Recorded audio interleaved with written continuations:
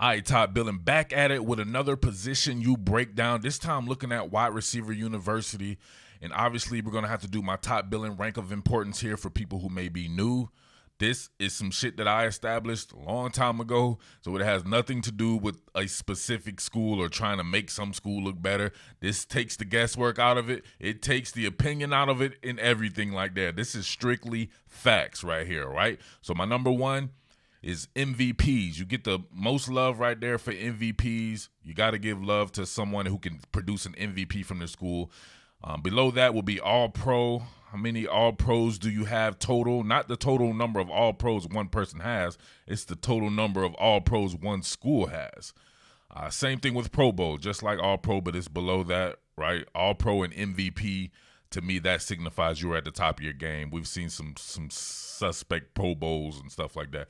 Rookie of the Year, too. Rookie of the Year is huge, in my opinion, especially considering, hey, you're 1 year removed from college. You definitely were prepared for the league if you're a Rookie of the Year. Then 1,000-yard seasons. We count how many different players had 1,000-yard seasons. Then we have to say if they have multiple, because some people are flashes in the pan and they have one 1,000-yard season. Then we go by first-round draft picks and then total draft picks, period.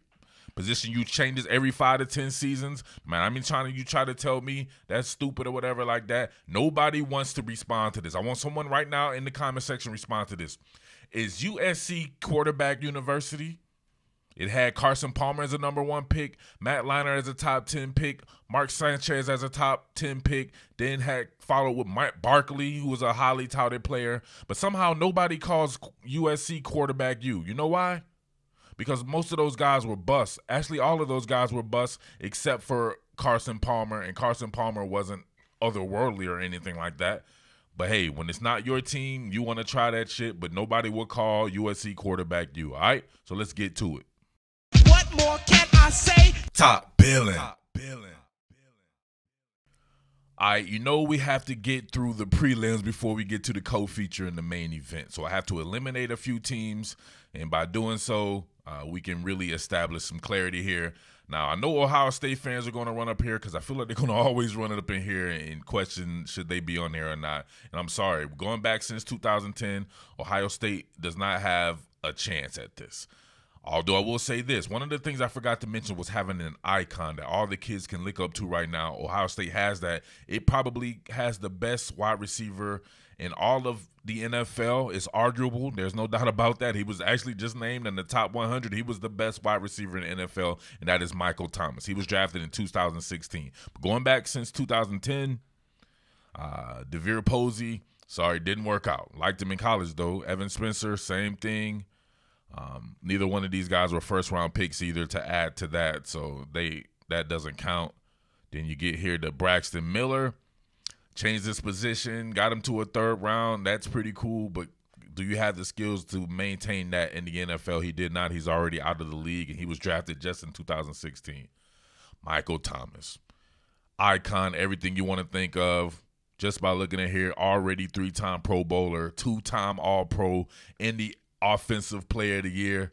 If he had more people surrounding him, Ohio State would definitely be in the running right there, but just not that many people surrounding him, if any at all. But I have to give credit to Michael Thomas because I absolutely love that dude. He's a hell of a fire player. Love his attitude and disposition as well. Noah Brown, not going to be able to throw it. Curtis Samuel's a pretty good player, 2nd-round pick, but nothing earth-shattering there. No 1,000-yard seasons, no Pro Bowls, nothing of the sort. Did a pretty good job, though, because to me, he's naturally a running back. 5'11", 195 pounds. I'm not sure why he just wasn't a running back anyway, but he's coming along just fine in Carolina. Then you get right here, Terry McLaurin. I think he's going to be the next guy. Terry McLaurin almost got you a 1,000-yard season there, but not quite. But he will get that very soon, and he'll add to the list there, but no Pro Bowls, Rookie of the Year, anything like that. Not a first-round draft pick. And it goes to show you, man, a little bit of development. He was developed in college. And then we got the new guys, KJ Hill and Paris Campbell. Paris Campbell didn't do anything his first year. Wasn't prepared. 127 yards, nothing there. So, sorry, Ohio State. Let's go to another team that, to me, that I know people will be talking about, and you have to, or if you're talking about anything really, but receivers, that would be the University of Southern California. Since 2010, Damian Williams, he didn't do anything. Ronald Johnson didn't do anything, not a first-round draft pick. Robert Woods is very good. You see here, 2 1,000-yard seasons. No Pro Bowls, all pros or anything like that, but man, 1,200 yards, 1,100 yards. Got to give Robert Woods his respect. But requirements are the requirements. Going past that, Marquise Lee has been pretty much a bust. Nelson Aguilar, first-round draft pick, so he adds to that. So they have a first-round draft pick, but nothing, right? Not even 800 yards, first-round draft pick. People in Philly be wanting to kill this kid. Do not listen to talk radio in Philadelphia. For real. Beyond that, Juju Smith-Schuster. Now, there you go. So Juju Smith-Schuster, as he got 1 Pro Bowl to his name and a 1,400-yard season. So they have 2 1,000-yard They have 2 1,000-yard receivers, and I would have to think that eventually he's going to get another 1,000 yards. But as of right now, just 1 Pro Bowl between all those guys, and Juju Smith-Schuster, to me, is a star. And he's a star, could be an icon pretty soon. And then you just have somebody drafted now, Michael Pittman. So sorry, USC, you don't make it. All right, real quick, wanted to give a shout-out to Maryland, right? Maryland has 2 1,000-yard receivers, no Pro Bowls or anything like that, but it just goes to show you, man, we probably could do this all around the country, too, with a lot of schools just because there's so many receivers in the league. But Maryland has one. You got Stephon Diggs, and you have DJ Moore. All right, and shout-outs to Oklahoma, too, who had a couple of players. But, all right, y'all ready, top billing? It's time for the main event of the evening. All right, we're just going to review the next 3 teams in alphabetical order. I don't have a dog in the fight. I'm not going to pick this one like I did Safety University. So I would like to have somebody contact me and make a rating system as far as points go. Then we can really kind of determine it from there. But I'll leave this one up to interpretation because it's very close. All right, since 2010, Alabama has had 7 total drafted players at the wide receiver position. And it had 5 first-round draft picks will be Julio Jones, Amari Cooper, Calvin Ridley, and then this past draft with Henry Ruggs and Jerry Jeudy. You had 2 Pro Bowlers in Julio Jones, who was a 7-time Pro Bowler, and Amari Cooper, who was a 4-time Pro Bowler. You had 1 All-Pro in Julio Jones, who's been an All-Pro twice, and you had 2 1,000-yard receivers. Julio's been over 1,000 yards 7 times. Cooper's been over 1,000 yards 4 times. So going back through this here, of course, got to put shine on the icon right here. So when we talk about icons and stuff, this guy right here makes the entire program go probably. Got to say that he was huge and instrumental in Alabama being kind of cool for kids. Back in the day, you probably wouldn't say Alabama was cool. Hey, I'm just being honest with you or whatever like that. But he made it cool, and then everyone who followed him, like an Amari Cooper, I think he took it as well, coming from Florida, Miami, Florida at that, and all the kids who followed since then and the style of route running that he had. But Julio Jones set this shit off, and you can see here 7-time Pro Bowler, 2-time All-Pro. Anybody who's anybody knows who Julio Jones is. He represents that university to the utmost, and he definitely gives it credence. If you want to call it wide receiver U, this is what the first person you're going to think of right here. Julio Jones is that dude. Now think about this. Now people who poo-poo on the whole thing about success in the league, if we were looking at Julio Jones right now and he had no 1,000-yard season, his high was 580 yards and he had like 5 touchdowns and he flamed out, it would be thought of a lot different. You can try to deny it, but you know that shit is true. All right, the next cat beyond that, they had after Julio Jones, it was Kevin Norwood. So remember Kevin Norwood? Yeah, you probably don't. But he was a good player in college. Then you have the man right here, perhaps my favorite receiver in the league. That would be Amari Cooper. Love everything about Coop. 6'1", 210 pounds. He was 225 pounds. He was a big dude. 4-time Pro Bowler, playing with the Dallas Cowboys now. So he's right in everyone's kitchen every damn Sunday, getting some major publicity now. But before he was with the Raiders, still, man, came in the league with 1,000 yards. He was prepared. 1,100 yards. You just knew. To me, he was the best college football player, college football receiver out of all the receivers that we can name going forward here. But Amari Cooper was the best one to me. He's that dominant. He had nobody around him. All these other cats had other guys that got drafted with them. But as you see here, man, he didn't have nobody. Amari Cooper was a damn one-man gang. I guess you can kind of say Darius Stewart, but who knows about Darius Stewart? Amari Cooper definitely helps out wide receiver university, and everybody who's a receiver that's young looks up to him. Now, we're only doing, remember, I said that Position University is a marketing tool for kids who are 17 years old looking to pick their college. It's not for you old-ass weirdos that be following these kids around. That shit ain't got nothing to do with you. It's to further their program.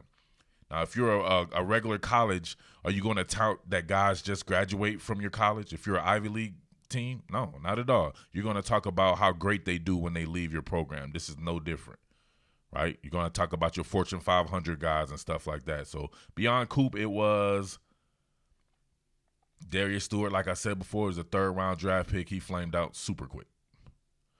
He's like 26 years old, and I feel like he's been on the league like 5 years already. And then it was Calvin Ridley. Calvin Ridley's going to be a damn good player for the Atlanta Falcons. Already really good. He's pushing 1,000 yards already, a couple of 800-yard seasons, but no Pro Bowls or anything like that. He does not add to that, but you know eventually he will add to all of that. And then after Calvin Ridley, it was the guys who we have now. So just 7 players drafted. I say just 7 players drafted because these next teams, check it out here. Judy and Ruggs, both of them are going to be damn good. And you think about it, I think Jerry Jeudy may be an icon all damn ready. So many kids and fans love Jerry Jeudy and his imaginative after catch and route running and stuff like that. People love that herky-jerky, rubberneck chicken type shit that he be doing out there. Kids love it. All right, so there you go. Like I said before, you got the totals already up there. Let's go to the next team. All right, Clemson, another great program, elite. Think about it. All 3 of these schools have won a national title within the past 5 seasons, right? Or probably 4 seasons if you think about it. So now look at this right here. Clemson was balling with a different style of offense than both LSU and Alabama had earlier. So you would think that they probably would have a little bit more wide receiver success earlier in the decade than Alabama and LSU had. Although, we'll get to it with LSU. But check this out. All right, Clemson had a total of 9 players drafted. They had 3 first-round draft picks, DeAndre Hopkins, Mike Williams, and Sammy Watkins. They had 1 Pro Bowler, though, out of all that, only Hopkins. Hopkins is also the only one who was an all-pro, but they've had 3 1,000-yard receivers, and Hopkins, who's done it 5 times. Then you have Williams, who's only done it once, although I suspect he will do it multiple times since it was just like his 2nd or 3rd year when he did it. And Watkins, who is damn near just a flash in the pan, and I put him up there with Amari Cooper and another player on LSU as far as like who I thought was the best in college, at least from a production standpoint. Well, just, I don't know. It was something about Watkins, man. He was electrifying, but only won 1,000-yard season. So there you have the totals for them, but 9 drafted. Let's go through them. Started off first with the speedster, Jacoby Ford. Love me some Jacoby Ford. I'm a huge track and field fan as well, and he was on some really dope track and field. And I'm talking about professional, going against guys like Usain Bolt and stuff. Like, he's a legit track guy. Then you got DeAndre Hopkins here. Not much to say about DeAndre Hopkins. He's arguably the best in the NFL, along with Mike Thomas and Julio Jones. As a matter of fact, you see here, Julio was a 2-time All-Pro. He's a 3-time All-Pro. Now, obviously, they're in different conferences, so it may be harder to make it in the NFC. Obviously, it has to be. Julio's a 7-time Pro Bowler, but only made All-Pro twice. So think about that. 4-time Pro Bowler.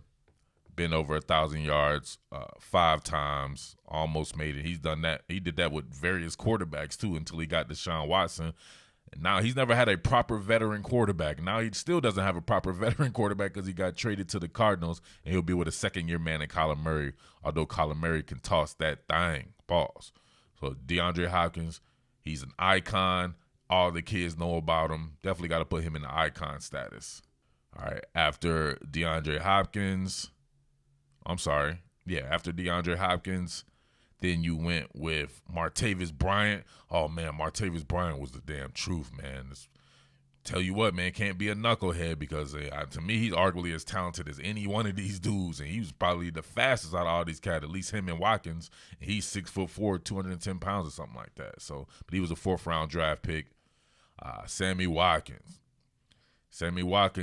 looked like he was going to be an icon. All the kids would love him. His style of play, very physical, very much like a Julio Jones. But you see here, started off good. He was definitely prepared for the league. But then he tailed off. Not sure what happened. Ever since then, might be a mental thing or whatever like that. But he's on his 3rd team, and you would have never thought that Sammy Watkins would be that. I think he was the number 4 overall pick or something like that. He was a super high draft pick. So, but he has a 1,000-yard receiving season to his credit and almost did it as a rookie as well.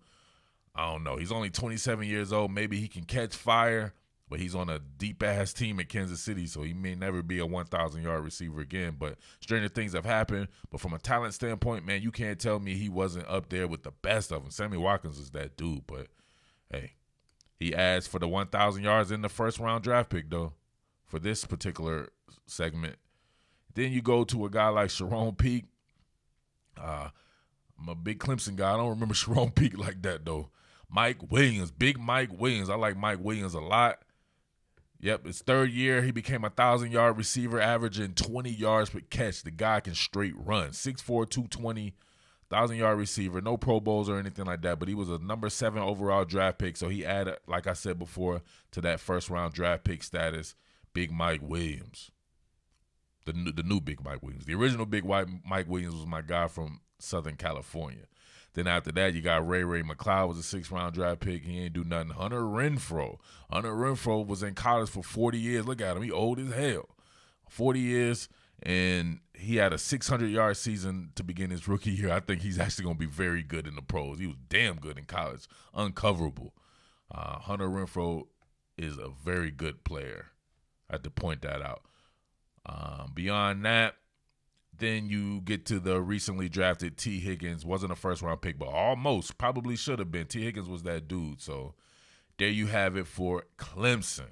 All right, last one right here, them LSU Tigers. So LSU had 10 total players drafted. That's crazy. And I remember them all. So you had All-Pro. So obviously no MVPs, no All-Pros. Right? No All-Pros, but you had 3 Pro Bowlers. You had, of course, Jarvis Landry with 5 Pro Bowls. Your man OBJ, who is an icon. Everybody knows, he's a damn super famous. He's an icon through and through. All the kids emulate him. You can see it. I see it at camps all the time. Everybody wants to be like OBJ. 3 Pro Bowls for OBJ. And then they have my dude, DJ Chark, a 1,000-yard receiver, made the Pro Bowl. Nobody knows about DJ Chark. Your boy DJ Chark, one of the fastest dudes I've ever seen play football. DJ Chark can go, and he like 6'4" with it. So, 1st-round picks, you had OBJ was a 1st-round pick. And then after that, it was this past season with Justin Jefferson. That'll definitely be changing here in the next draft. You might have 2 LSU receivers go in the 1st round, but we can only count by what goes right now. And I believe that is all the categories right now. We can go through them. Oh, yeah, 1,000-yard receivers, you had 3. Landry has 3 to his credit. Beckham has 5 to his credit. Think about that. People better not ever talk anything about Odell Beckham. You can say what you want to say about him or his sexuality or whatever. That mumbo jumbo can play some football. And DJ Chark with that 1,000-yard season that I talked about. All right, real quick overview because I know most of y'all dropped off about 18 minutes ago because y'all cats be up in here like 30 seconds before you rush the comment. So here we go. Trenton Holiday, that was my guy. I loved him. Track and field dude. He was exciting to watch on track and field. He had some exciting moments in college as well, but just saying his name makes me think he muffed the punt. Brandon Lafell was super talented, man. Man, we have to check on Brandon Lafell here. Look at that, Brandon. Almost got him 1,000 yards right there in New England. Brandon Lafell, 6'3", 210. That was the dude. All right, after Brandon Lafell, Ruben Randall. Ruben Randall was the man. He was coming out of high school. I remember they were comparing him to A.J. Green and Julio Jones. Ruben Randall was right there. He had a super short career. Almost had 1,000 yards. He was 24 years old when his career ended in 2015, man. That's crazy. Second-round pick, I believe. Ruben Randall was extremely talented, very athletic. Third-round pick. All right, then after that, go ahead and go through him here. It was James Wright. Yeah, I don't know if I remember James Wright. Jarvis Landry, y'all know what he's about. OBJ, the man, the myth, the legend, OBJ. I like Jarvis Landry as well, man. Both those guys on the same team, they were so fun to watch. They were doing some spectacular stuff. Real flashy dudes, put LSU on the map for wide receiver university, at least for people who want to say it is. Malachi Dupree let me down, man. I thought he was going to be a superstar. I remember he was training with like Keenan Lewis when he was in high school and stuff. He was a straight up bust. 5-star bust. All right, Russell Gage doing his thing in Atlanta, man. I like Russell Gage a lot. I think Russell Gage is going to have some really good work for you guys in Atlanta, man, here soon. DJ Chark, second-round pick, 1,000-yard receiver. Yup, 1,008 yards, 13.8 yards. He ain't even doing the DJ Chark thing. He's showing himself to be a complete receiver. Come on, man, 6'4", 198. Past that, it would be, after Chark, man, it's probably, Justin Jefferson. Y'all know what how I feel about Justin Jefferson. He was my favorite receiver in college football last season. I love Justin Jefferson, man. I think he's the type of cat to become an icon in the future. A lot of style with that cat. You can tell a lot of kids are probably going to take to him if he does what he needs to do up in Minnesota. A lot of style, flair, can do any and everything. Inside, outside, can high point the ball, fast as shit, creative after the catch, great hands. People were sleeping on Justin Jefferson. All right, so there you go, man. I gave you all the data. I'm not going to say anything about this one. Y'all have at it in the comment section. Spit your game, talk your shit. Let me know who wide receiver university is. There's all the data right there. Finally finished. It took forever. So please, hashtag real men watch to the end. Hope everybody watched to the end because you know I'm going to be up in the comment section pissed off if you jump up in this shit and you say some shit that I know that makes it seem like you didn't watch it to the end. Real men watch to the end and then comment. It's your boy Murph, the Underground King. Tell a friend to subscribe. This is where it's at if you want that real shit, not that fake shit. All right? Peace. What more can I say? Top Billin.